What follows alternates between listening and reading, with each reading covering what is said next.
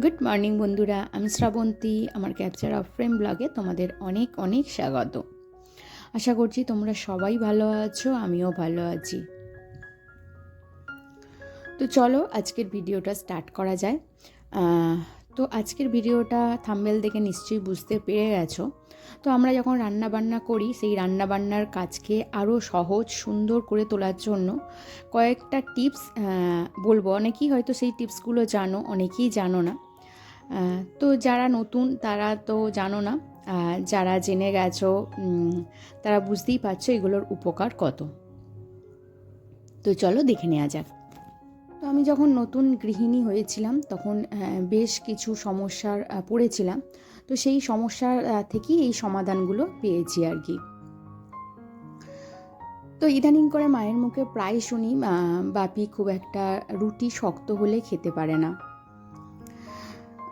তো এমনিতে গরম জল দিয়ে তো মাখার কথা আমরা জানি, কিন্তু আরও বেশি মানে উপকার পাবো, বেশি পুষ্টিকর সেই ধরনের আটা আমি খুঁজছিলাম। তো যাই হোক, আমি এখানে নিয়ে নিয়েছি আটা আর ময়দা একটু মিশিয়ে নিয়েছি। আটার ভাগটা বেশি, ময়দার ভাগটা কম। সম্ভবত আমরা সবসময় আটাই খেয়ে থাকি, কিন্তু ময়দাটা জমে যাচ্ছিল, তো সেই জন্য মিক্স করে নিয়েছি আর কি। তো সপ্তাহে এক আধ দিন আমরা ময়দা খেয়ে থাকি, সেটা নিরামিষ দিনে বেশিরভাগ সময় হয়ে থাকে লুচি পরোটা। তো বাদবাকি সময় আটারই হয়ে থাকে। জলের পরিবর্তে দুধ দিয়ে আটা মাখালে বা আটা বা ময়দা, তাতে কিন্তু আটার পুষ্টিগুণটা অনেক বেড়ে যায়।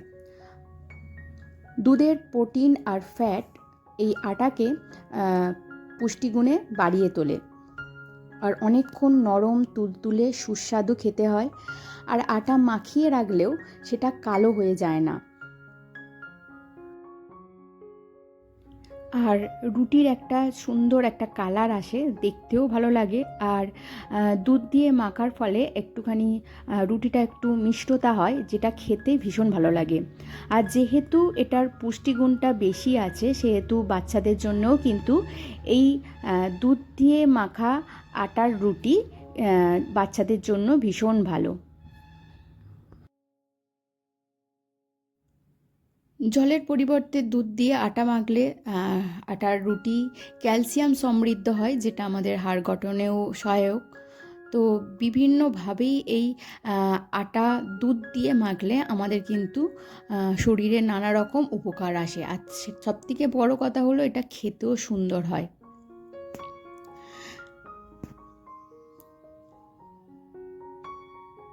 তো এতে যেমন আমাদের শরীরে উপকার আসছে, আর তেমন যখনই খাবে তখনই নরম তুলতুলে থাকবে। তাই দুধ দিয়ে আটা মাখলে কিন্তু অনেক আমরা সুবিধা পাবো।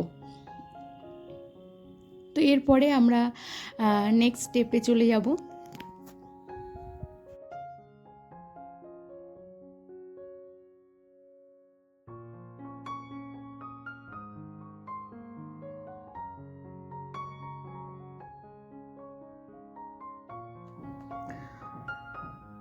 তো আমাদের এক আধ দিন হয় যে ভীষণ তাড়াহুড়ো থাকে, রান্না করার সময়ও হাতে কম থাকে। সেই দিন হয়তো মশলাও তৈরি করতে অনেকটা সময় লাগে। সেক্ষেত্রে করা যেতে পারে হয়তো আগের দিন একটু পেঁয়াজ, আদা, রসুন সমস্ত রকম একসঙ্গে পেস্ট বানিয়ে ভালো করে কষিয়ে নিয়ে সেটাকে আমরা মশলা হিসাবে রেখে দিতে পারি। তো যে ধরনের খাবারগুলোই এই ধরনের পেস্টগুলো যায়, তো সেক্ষেত্রে আমরা এগুলো দিয়ে রান্না করতে পারি। এগুলো দুভাবে রাখা যায়। এক হচ্ছে যদি আমাদের এক সপ্তাহের মধ্যেই যদি ব্যবহার করে নিতে পারি, তাহলে এমনি নর্মাল ফ্রিজে রেখে দিলে হয়। আর যদি আমরা তা যদি না পারি, আমরা যদি আরও বেশি দিনের জন্য সংরক্ষণ করতে চাই, তাহলে আমরা যে আইস কিউব ট্রে আছে তার মধ্যে রেখে বরফ করে নিয়ে সেগুলো আমরা সঞ্চয় করতে পারি। সেগুলো কিন্তু 1 মাস ধরে ইউজ করা যাবে।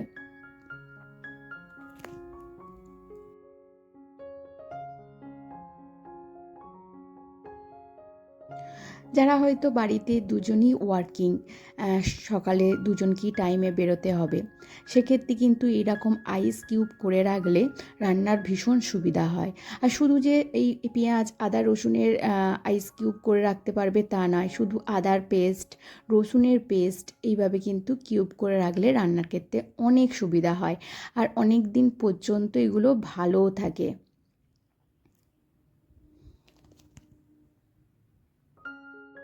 এইভাবে মশলা পেস্ট করে রাখলে আমাদের যেমন সময় আর শ্রম বাঁচে, তেমন এই কর্মব্যস্ত যুগে অনেক রান্নাবান্না অনেক তাড়াতাড়ি হয়ে ওঠে। তাই এই ধরনের মশলা পেস্ট বানিয়ে রাখলে আমাদের দীর্ঘদিন কিন্তু অনেক সুবিধা পেতে পারি।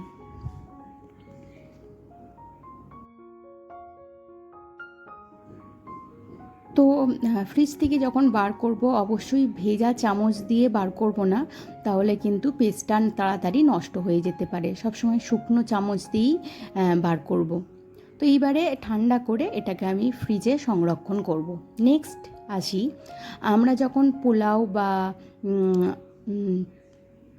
ওয়ান পট মিল রান্না করি, তখন একটা চ্যাটচ্যাটে আঠালো ভাব হয়। সেক্ষেত্রে যখন প্রায় রান্নাটা হয়ে আসবে, তখন যদি 1 চামচের মতো এখানে আমি লেবুর রস দিয়ে দিই, তাহলে কিন্তু খুব সহজেই এই যে আঠা আঠা ভাবটা কেটে যেতে পারে, আর পোলাও বা ওয়ান পট মিলগুলো একেবারে ঝরঝরে হবে। তো আমি একটুখানি 1 চামচের মতো লেবুর রস দিয়েছি, কিছুক্ষণ ঢাকা দিয়ে রেখে দিয়েছিলাম। এবার দেখো কীরকম একটা ঝরঝরে হয়েছে, একটা যে স্টিকি স্টিকি ভাব বা চ্যাটচ্যাটে ভাব সেটা কিন্তু একেবারেই নেই।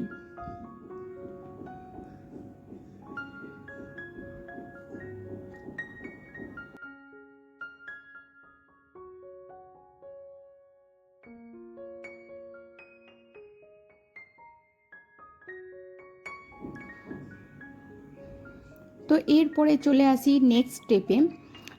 আমরা যখন ঢ্যাঁড়স খাই, ঢ্যাঁড়স সবজিটা একটু আঠালো ভাব হয়।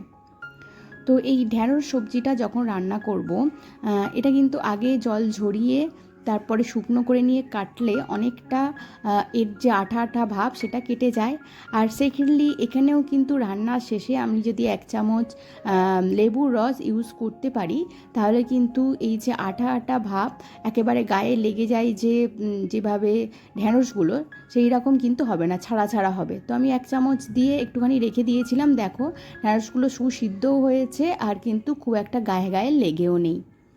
তাই এইভাবে ঢ্যাঁড়স রান্না করলে অনেক সুবিধা হয়। আর ঢ্যাঁড়স রান্না করার নিয়ম আছে, প্রথমেই কিন্তু এতে লবণ দিয়ে দেবে না, লবণটা ঢ্যাঁড়সের শেষের দিকে দিলে তাহলে অনেকটা এই আঠা আঠা ভাব কমে যায়।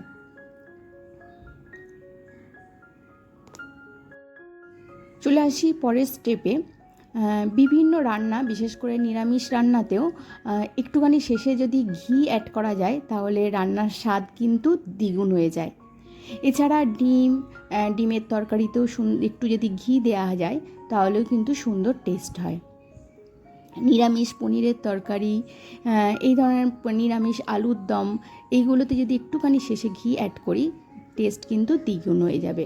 নেক্সট চলে আসি, আমরা অনেক সময় বুঝতে পারি না যে কড়াই ঠিকমতো গরম হয়েছে কি না। কড়াই যদি হালকা গরম হয়, তাহলে কিন্তু জল ছড়া দিলে ঠিক আগের মতো হবে। আর কড়াই যদি ঠিকঠাক মতো গরম হয়, তাহলে কিন্তু একটা গোল গোলভাবে কড়াইয়ের মধ্যে জলগুলো গোল গোল আকার ধারণ করবে আর গড়িয়ে যাবে ঠিক পদ্ম পাতার মতো। তাহলে কিন্তু বোঝা যাবে যে কড়াই ঠিকঠাক গরম হয়েছে। তো নতুন গৃহিণীদের ক্ষেত্রে এটা কিন্তু ভীষণ বোঝা কঠিন হয় যে কড়াই গরম হয়েছে কি না। আর সেক্ষেত্রে যদি হালকা গরমে কড়াইয়ে যদি মাছ দেওয়া হয়, মাছের ছাল চামড়া উঠে যায়। সেক্ষেত্রে এইরকমভাবে কিন্তু টেস্ট করে তারপরে তেলটা দিতে পারো। তো একেবারেই সুন্দর কড়াই গরম হয়েছে। তো বন্ধুরা, আজকের ভিডিও এই পর্যন্ত রাখছি। ভিডিওটি ভালো লাগলে অবশ্যই একটা লাইক কমেন্ট করে দিও। আর আমার চ্যানেলে যদি নতুন বন্ধু হয়ে থাকো, তাহলে অবশ্যই একটা সাবস্ক্রাইব করে দিও। আর যেসব বন্ধুরা অলরেডি সাবস্ক্রাইব করে আমার পাশে আছো, তাদেরকে জানাই অসংখ্য অসংখ্য ধন্যবাদ। তোমাদের সঙ্গে আবারও দেখা হচ্ছে নেক্সট কোনো ভিডিওতে, নেক্সট ব্লগে। আজকের মতো টাটা, বাই বাই।